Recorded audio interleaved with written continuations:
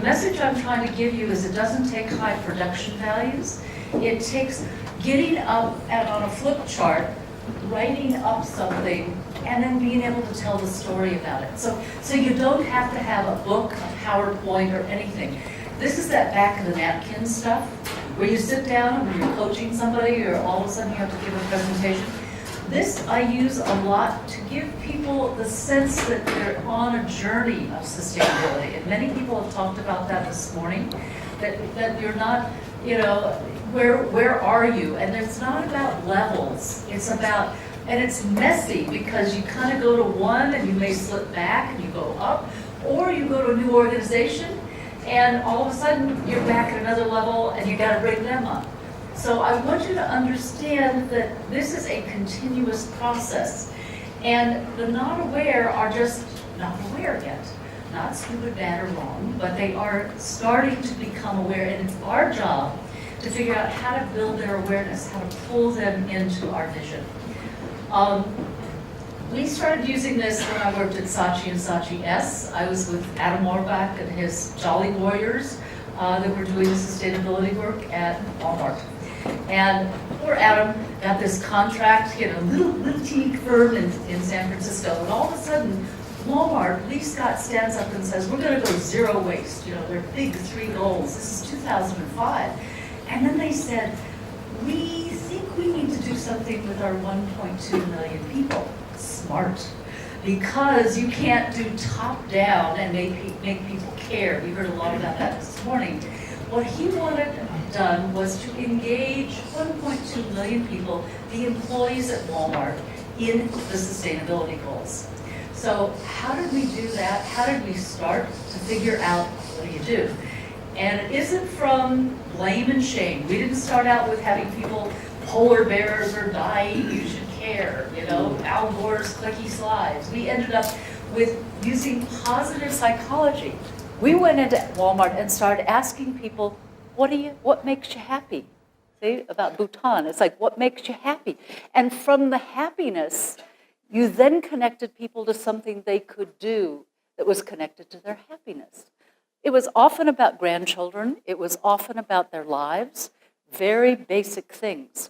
So from that, we began to help people, and Walmart had to go all the way. Actually, they put their stake in the game changer, and then they went back down and tried to figure out how they're going to make it all come together. So these things look nice as a visual, or they look messy, but what happens is they're systemic. And you can press on one and then another one sinks, and something else happens and somebody else goes out with Game Changer, and then you've got to follow really fast. So what we found at Saatchi, and after we did Walmart, we did AT&T and WellPoint and a whole bunch of other organizations that were looking to use sustainability as a recruitment and engagement tool. And in many cases, they didn't have big, dirty supply chains. They just had, nobody wanted to come work for them because the millennials were firing them by not coming. So we had to create a way that they could go into strategic engagement. So this is an ongoing continuum. And along the bottom, it takes time. So I want you to kind of, what I say to my students at Presidio is that we're all going to get old doing this because this takes a long time. This isn't one of those one-off things. This isn't one of those fast, one lecture kind of things. It is what we're going to do the rest of our lives. A number of you have mentioned your children, your grandchildren. This is what we're doing. So time is a factor. And even if some of you feel there's setbacks, it keeps going and keeps moving. So I want to just give you that as a sense of encouragement. And there's no wrong place to be. The only wrong place to be is not moving. So this is the first, chalk talk back of the napkin kind of thing. And what you could do is go back into your organization, and it's okay to be woken up by Greenpeace in chicken suits on your front door with McDonald's. That's what happened to McDonald's that woke them up. And when they got the chicken suit people, talking to them, that's what woke them up into compliance, operational efficiency. And a place like, you think McDonald's is not doing, they are taking on the hardest supply chains in the world. They took on beef. First they took on soy, then they took on beef, and now they're taking on chicken. which is really hard work, because when you have a global supply chain and you're trying to push that and change a lot of people. So they go back and forth, up to game changer and back and forth. So just allow yourself to be in the journey. Second thing is, not everybody is going to go. And this is what we learned in public health school. We learned back in I worked in family planning. How do you get people to like do really gooey things that no one wants to talk about in family planning? You have to get the people who are started. And you have to start with the people who are starting. So the 5%, and this is what Margaret Mead says also, is it only takes 5% of the people to start. So you guys have started. And you are the start. And the starting has already happened. And now the next is to go get the people who want to help make it happen. And then you get to the other side of, I might do it if I have to. And then there's the people who are never going to wake up. And so do not feel guilty or bad if you don't get everybody to come along. The anthropologist in me said there was a time when the Cro-Magnon and Homo sapiens were hanging out together. Not everybody, it's like the old Gary Larson cartoon, can't make fire, taunting the Neanderthals. It's like at a certain point, not everybody's going to get it. So we have to just understand that and be kind and compassionate. And we'll talk, as we talk about models for ways of working with people, how do you go back to the reawakenment? Because they may not be ready 6 months ago, but now they're ready. So don't feel bad about going back and saying, hey, there's something else going on. Bring them along. So this is to help remind you that not everybody's going to go. And they may be in your family. They may be in your town. They may be in your industry. So you have to just keep going. I had a great boss at the nurse practitioner program one time. Actually, we were doing rural underserved healthcare. And, it was the time when the faculty either had to get on or get off. And she said, the dogs may bark, but the caravan moves on. And you knew that when she said that, you had to get on the bus or not. So sometimes we need to do a wake-up call. Sometimes you need to say, this is where we're taking this business. It's kind of like when Dennis said, I had 2 people leave. I thought that was perfect because those people needed to leave, Dennis. They were choiceful and this was not for them. And this stuff is not for everybody. So we just have to be compassionate and gracious. So I'm going to take you back to the brain because I am so intrigued by all the neurobiology stuff these days because we now have data that we never had before. Now we know why the brain does this stuff. And 3 things: that you have a very old reptilian brain, which is very good for spotting, sorting, and saying friend or foe and running like hell. That's the lizard brain. That's the brain that keeps you alive because we were little on the savannah. So that's the very old part of the brain. The second part of the brain is the middle brain where we got emotional. And actually, I don't remember the woman this morning who showed the thing with the baskets. And she went back into the brain. The woman from B Corp. What's her name? Kim, sorry. I could pronounce, but I couldn't remember her first name. Because in the middle brain, this is where we got emotional. We got able to cooperate. We could plant things and then garden and harvest. We could trade. We cared enough to be able to keep people alive. And it's only the new brain or the prefrontal cortex that gets us to be pattern finders and language havers and all those things about nuance and analysis and things like that. So we have to understand that we have a very old part of our brain. And one of the things that happens is most of the change stuff that we're talking about really scares the brain. We are scaring the brain massively because we're ruining the sense of status, certainty, association, how it's always been. And our brain, our lizard part of us, doesn't like that. So actually, my anthropology professor made us do an experiment in the dorm in the first year of first undergrad. He says, go and change somebody's patterns, change a maze way. I went, what am I going to do? What am I going to do? And I figured, I asked people to use a different stall in the shower and the toilet in the dorm bathroom. Now you may say, that's not a big deal. Well, it's a pattern, and you love pattern. The lizard loves pattern. So when you mess it up, we messed you up on purpose. We had you move. We tried to make it nice by putting, little tags on your tables. But we're basically messing with your lizard to get you discomforted so that you can meet new people and expand. So the lizard brain, we are always tormenting the lizard. And we have to understand that. So when you're tormenting one person's lizard, it's different than tormenting 20 or 1.2 million people's lizard. And we're going to torment a lot of lizard brains with the sustainability stuff. So we have to be compassionate and understand, as we're going to see with ourselves, we get tormented too. So we like pattern, habit, and security. So 3 things your brain needs for change. This is the most distilled way I can make it. I'm not a neuroscientist, but there's great literature that backs this up. You go back to Maslow, whatever. Safety is what people need first. They need to know they're safe. And Dylan, when you did that with Dennis, when you did that with your company and you said, we could all stay, we're gonna make this happen. That's a level of safety that gave them the courage to go to the next level and the next level. The next is belonging. People need to know that they belong to something and they need to know that they matter. Even the cashier at Walmart felt like they could be a contributor. They could wear a little button that said, what's your PSP? What's your personal sustainability practice? And in very unbest practice kind of mode, we didn't tell them what to do. We said, you choose. 49,000 people at Walmart quit smoking.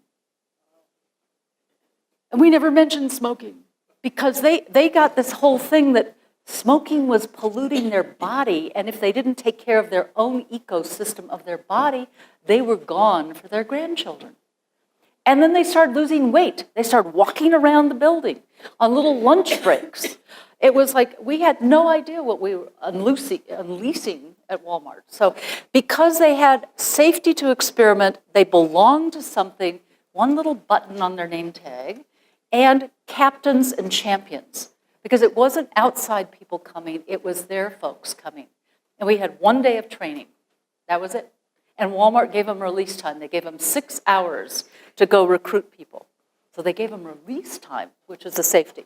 Mattering is the purpose stuff. And back to Simon Sinek and all that stuff. Purpose matters. People want to contribute. So if you add safety plus belonging plus mattering equals trust. So if you want to work on trust, everybody wants, I want a culture of trust. It's like the worst calls I ever got were, we have a culture, we need a new culture.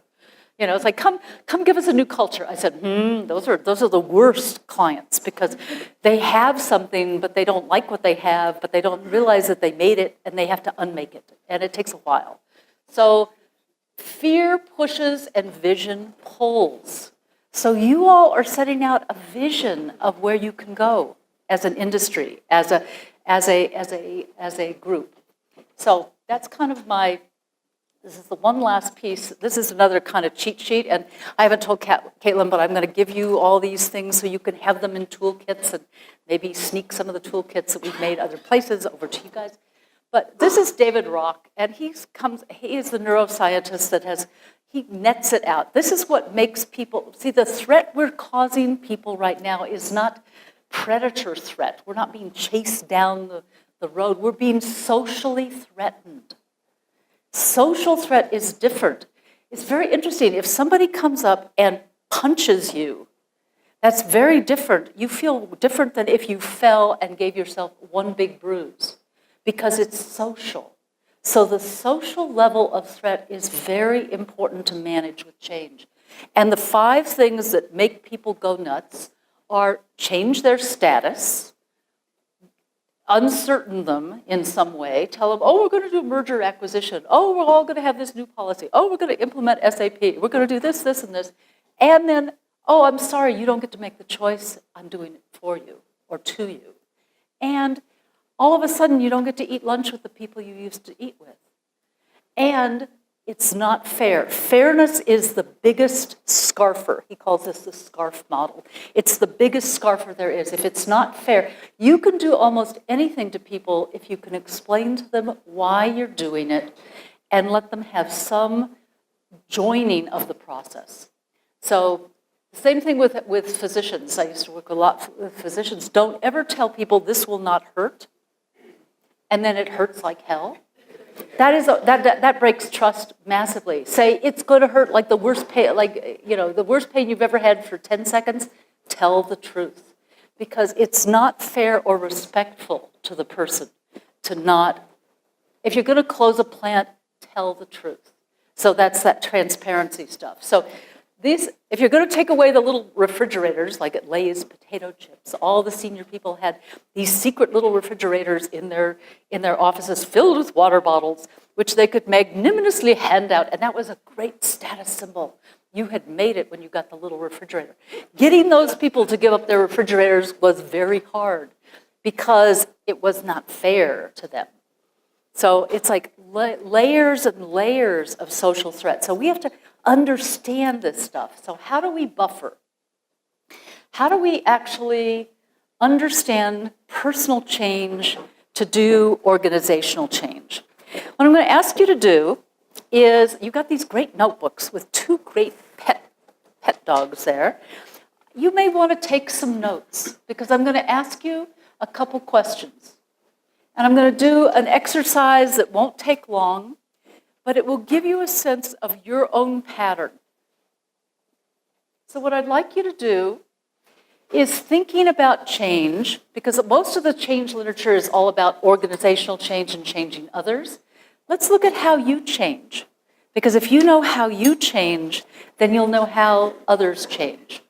So actually, this exercise, this is the right room for this exercise. This does not work on, I tried this with my son's high school class. It was bomb because they didn't have enough change in their life to pull on anything. But I want to ask you to think of a change that you have experienced that's finished. One that's already done, because we're going to go back over it and we're going to harvest out a pattern. And let me tell you, there will be no California sharing. You don't have to talk to anybody about this. So you can think of the real change, okay? You can think of something. Take one that was sort of more of a ripper than not, because you'll get a better pattern from that. Not the little, I got a new car. That's not deep enough, So take something that you've lived through. Oops, did we lose? Okay. Take a change that you've experienced, and let me ask you some questions.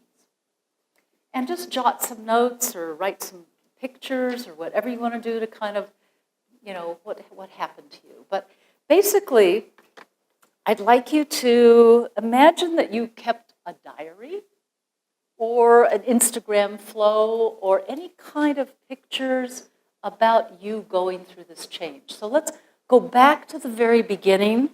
And this is before the change happened. What was it like to be you? Thoughts, feelings, or actions?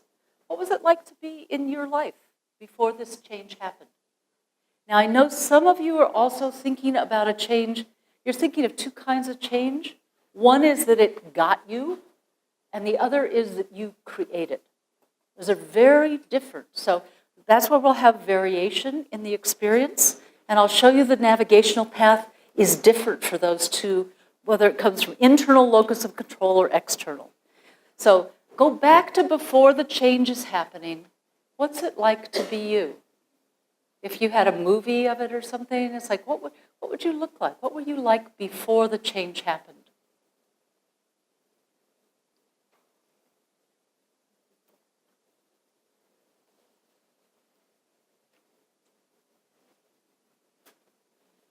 And now let's fast forward.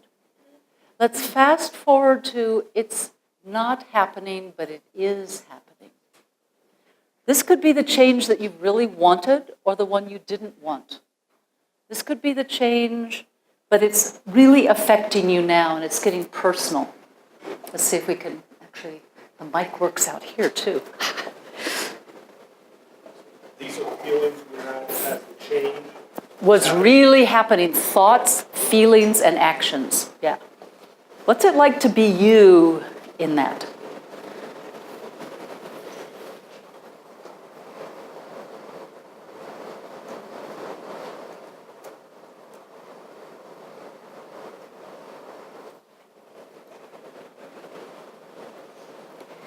And now fast forward yourself to where it was over halfway done, like 51%, little more than halfway. And you choose whatever that is. But again, the thoughts, the feelings, and the actions. What was it like to be you when it was over halfway done?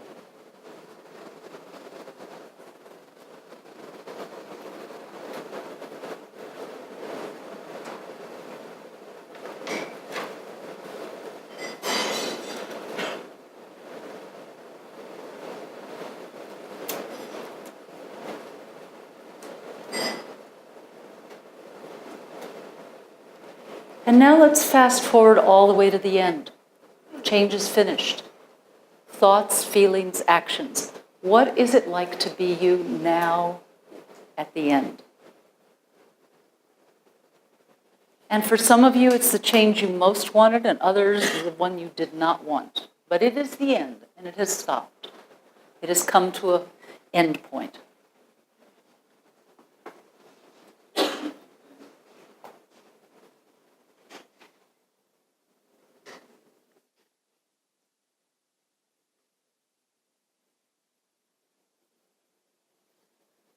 So let's play human computer, and I'd like just a show of hands.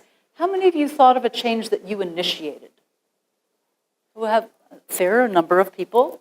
And how about that it got you? Okay, good. We've got a balance, good. It's good to have that balance because there's a real difference in the experience of thoughts, feelings, and actions. And the reason we're doing this is so that you can understand what it's like when you are the change maker, what it's like to be the change getter. Okay? On the other side of it, because a lot of you are executives and deciders and things like that. It's like, what's it like to be on the other side of it? So what I'm going to do now is capture some of your words. And I'm going to write messy on purpose so that you will never see who said what. But I want to develop a pattern. And I want to hear from you. I want to hear thoughts, feelings, or actions in that time before the change happened. What was it like? Huh? Stable. And what else? Just shout them out. I'm not going to turn around. Stable? Top of the game. On the game. Okay. What else? Influential. Mm-hmm. Stuck. Okay, stuck and I'm not going to step in the hole here. And frustrated. Okay, what else? In control. In control, very good. What else? A couple more. Huh? Confident and what else? Unmotivated. Unmotivated. Couple more, two more. Carefree and what else? I had, huh? Huh? Fun. It was fun. It was fun. It was really fun. Okay. So what's interesting is we see some people are kind of needing to do something and other people are just fine. Then the change begins to happen. Let's go to the place where the change is really happening. Give me some thoughts, feelings, and actions. Overwhelmed. Very good one. What else? Confused. Overwhelmed, confused. What else? Shocked. Exhilarated. Oh, it's finally happening. Courageous. What is that one? Courageous.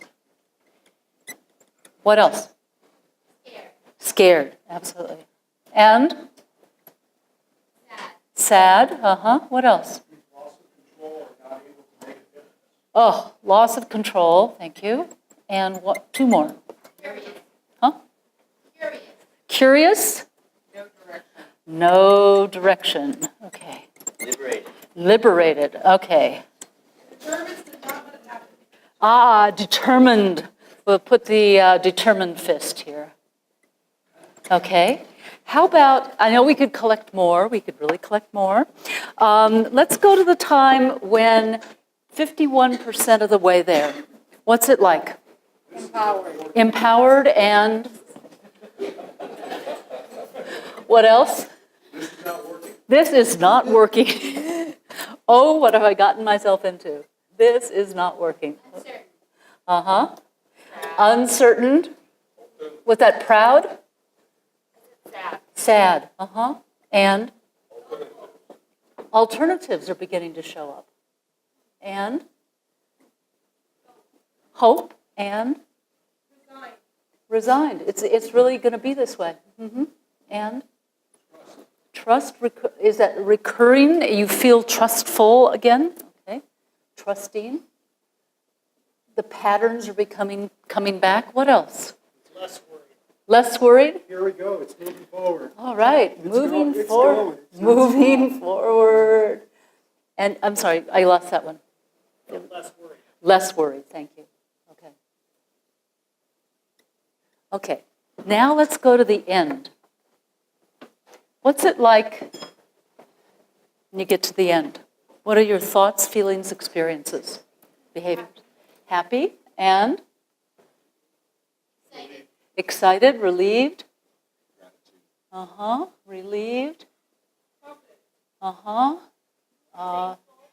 Thankful, gratitude. Oh, I can't write fast enough. Gratitude. There was another one that I missed. Stronger. What else? Confident. Thank you. That was the one. Empowered. Okay. What else? Balance. Direction. Okay. About time. Okay. Great. Finally, we made it. Okay. So, this is, let me show you how a pattern emerges from this, because our first contract was actually with AT&T, and they asked us to deal with the divestiture in the Western region, and they thought there might be a little change going on. And at that point, we didn't know like how to do this. We picked up the phone and you say, oh, and you go, of course. You always say yes, even though you know nothing of what to do. And you then scramble and call everybody and try to figure it out. What we started doing is most of the change literature then was about death and dying, Kubler-Ross, it was about dead. And that was really not what was happening to people at AT&T. But if you were laid off in Lawton, Oklahoma, it felt like that. And if you've been there for 25 years, it really came close to near death. We started asking people to tell us what happened to them. And we went back to a change that was not the current change in order to emerge a pattern. What we found was there were 4 kind of predictable, let me open this. These are the kid-proof tops. I think they're the adult-proof tops. What we found is that it kind of patterned out. Now, you'll know it doesn't, I did it messy on purpose. The worst people I ever had was Apple Computer. They said, how long will it take to go through this phase, this phase, this phase? They want to know, how many days? How many days can we make people move? I said, it's like the whole grief thing. It's like, people say, how long should you grieve? I said, how much did you love? It's like, how big is this?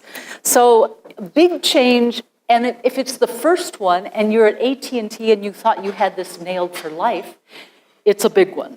So what we got was a pattern, and the first, and I'm going to kind of quadrant it this way, and the first phase of change, and again, it's different if you were fine and happy versus something happened to you. Or, I'm sorry, yeah. And what happens here is people talked about the change as an it, the divestiture. It was that thing out there, the divorce, whatever it was, it's something out there. And they talked a lot about the past and how good things had been and all the high levels of productivity they'd had and how it worked so well. And in this, we called this, what do we call this? Not commitment, we call this denying. And it was different than denial, because denial fixes you. And it makes you feel like you're stuck. You are in denial, and you can't get out. But if you're denying, see, it's lousy for language, but it's good for movement. Because ing means by 2 o'clock this afternoon, you can be doing something else. You can be moving. So denying also is very important. If we didn't deny, we would be like the people who walk up and down the street because they are hearing everything of the universe. That's why they're talking to themselves. Their brain is really in trouble because it hears everything. So we need denying. We have to not pay attention to everything, or else we would not get up in the morning. So denying is very good, especially if you go in the ER and you're really hurt. You know what your body does? Faints you. Because if you stayed awake and watched yourself bleed, you would bleed out faster. So denying is very normal, important, and helpful. So never despair denying. We are all denying all the time. Then it goes from it to me. This is the part of the experience where it gets personal. It's not about the it, the divestiture.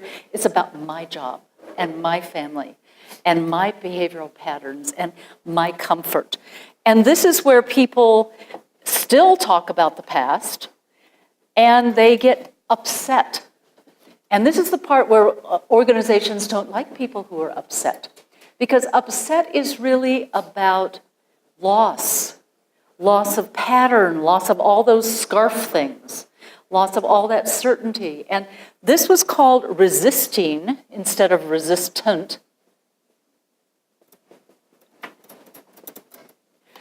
Because what happens if people are not allowed to say the grief that they're in, they get nasty.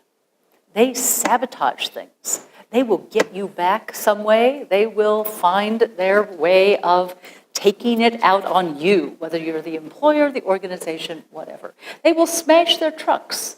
They will throw wrenches into the machinery. Because this is really about grief. The third quadrant is where the future begins to show up. And it's just what you said. You feel empowered. This is not working, but it is still moving forward. And there still may be some sadness and some resignedness and some new opportunities are beginning to show up. We call this exploring, because that sounds much nicer than chaos, because that's what it really is for people. This is where you want to date everyone in the middle after you're divorced. This is when everything is possible and you want to start 16 sustainability initiatives. You know, this is when people get to this point where they are seeing the future. And then they come back up into, and instead of death, we called it committing. Because if you're committing, you're actually getting ready to go again and again and again. Because it doesn't stop. This is just a little snapshot of what a person experiences. So what I want to help you understand is that how you go through change. And here's the other thing. If you could kind of spot the behavior or the thought pattern or the feeling that emerges when you're past that 51% time, you can know where you are. People at AT&T said things like, I stopped crying when I drove into the parking lot, or I stopped eating all the time, or I started eating again, I stopped sleeping, whatever your shift point is, understand what that is. Then you'll know where you kind of are in the cadence. So let's take this and writ it large on a bunch of people, okay? Let's take a team or all the people of AT&T. What do you do as a leader? What do you do when you are trying to move change within? If you have a relationship with them, your job here is to wake them up. Now, some people are never going to wake up, but your job is to go up and to your executive and say, I think we have this idea, or bring something to them. It's the person that said, come with a plan and come with a business case. wake up. You can save money. That's all we did at Walmart. You can save money. We figured out, we told people to get the junk out of their trunk because it would save them gas mileage. Some people had like entire cartons of water bottles. You know, they didn't realize that they were doing things that were, what if they got rid of the water bottles at their kids' soccer teams? How many water bottles would they save? So you begin to wake people up with a sense of vision. But then not everybody's ready. So you may have to wake up and then you keep going on, because if you wait here for everyone to wake up, you will rot. Okay, so back to the curve, you got to keep going. Here, the best thing to do, once you've woken them up, once they start to complain out loud, bingo, you've got them to the second zone. You should see complaint as achievement. When they start to tell you how rotten this idea is and how much this won't work, they are moving. They are not sleeping anymore. So encourage them, but do not do it one-on-one. Don't sit people down and say, tell me about it. Get 100 of them in a room and let them all complain at once for 1 hour. So, because what happens is people need to vent and people need to grieve together. I did a lot of plant closure, a lot of things where it wasn't going to turn out good. But if you let people go through the process, we actually, the worst people I ever had to work with were the engineers at IBM that made the mainframe. When the mainframe went away. And we did it in the company cafeteria, group after group, and we sat them, we did what we did here with max mix tables, never let them sit next to their friends, because then they have an ally, and then they have data, and they will never leave. You know, they become the resistor, and they have a new identity. So with the engineers, we sat them in mixed tables in the cafeteria with their managers, and they drew pictures of how awful this was. I kept them. They're the worst pictures I've ever seen. Because they're engineers, they're very detailed. They had things like, I'm in a blender and my boss is pushing the pulse button. And it was like flying parts. I'm being run over. These were nasty because it does feel nasty. It feels sad, it feels grief, it feels loss. And we had them put them all up on the wall and they did a gallery walk and saw how bad everybody felt. You see, it's like once you normalize it and you can help people understand they're not bad or wrong, these are smart engineers. They're just really in pain of losing the thing that they devoted their life to. What was it like to deal with biodiesel people when biodiesel failed? You know, it's like we had to do a lot of grieving. We're not going to have, you know, the great biodiesel. So we have to understand that if we can do this, we can help ourselves move into exploration and begin to thank people. Here's where you have to have a structure. You have to have a structure to catch the early movers, because if you don't have a task force or a green team or something for them to do, they will leave. You will lose those people because you're going too slow. So don't spend all your time over here trying to get them to move. Go over here and let people have something to begin to do, one step. And here you have to thank them, and then you have to take them again, and again, and again, all the way up through that curve from one level to the next. So a couple things about personal change. Two things that organizations don't like. They don't like any of this, because it's professionals don't do this, and this is very messy. If you don't do this, you jump across the top, and you come sliding down. So where your people are feeling is where they are, not what their mouth says. Oh, I'm committed to this, but they're acting like this. Then you have to go back and listen. So you have to kind of sometimes go backwards to go forwards. So I have a template for you that's what it looks like if you clean it all up. So I can give that to you. And I just summarized the piece about what the leader does. You wake them up, you listen, you focus, and you acknowledge, and you go again. And there's always a leadership gap. This is the tricky part about you guys as leaders, you're supposed to be 3 or 4 changes ahead. But you're coming back to people who have not heard about it like you have. and they don't experience it like you have. So you have to return and be with them. And this is the dark journey of the soul. This is like, because you just want to go on to the next thing, but you have to return and return. That's the real stewardship of change. That's the part where you become the leader of the group. And last piece, I'm just going to go through this. I'm going to set you up for the experience we're going to have tomorrow, because we're going to be making our own maps of change and following this notion of, if you look at how people have love maps. They love all kinds of maps. I collect maps. And what's interesting is you go to the Aborigines and they draw in the dirt. And the maps are all about safety, belonging, and security. It's like, where's the next water hole? Where are the bison? You know, those are our first maps. And remember the ones of the, at the end of the earth you will fall and the dragons will eat you. You know, it's like, those maps are very, very, very important to our brain. That's a patterning thing. We want to know where we're going. So you are going to be creating a map, because we orient ourselves. I'm at the airport, I get the map. GPS, oh, the Uber is coming for me. I can see it along. I feel better. I feel like I can wait 10 minutes because I see it. So it brings certainty. So in terms of making a path for navigation, this is where you become the storyteller. And I'm going to show you a map that we're going to fill out tomorrow, because, I'm going to show you about the Boy Scouts, because I want to show you what the Boy Scouts map looked like. And this was a map that was created. The Boy Scouts had to recover. Remember when they were being massively homophobic and like, oh my God, no one will let their kids be scouts?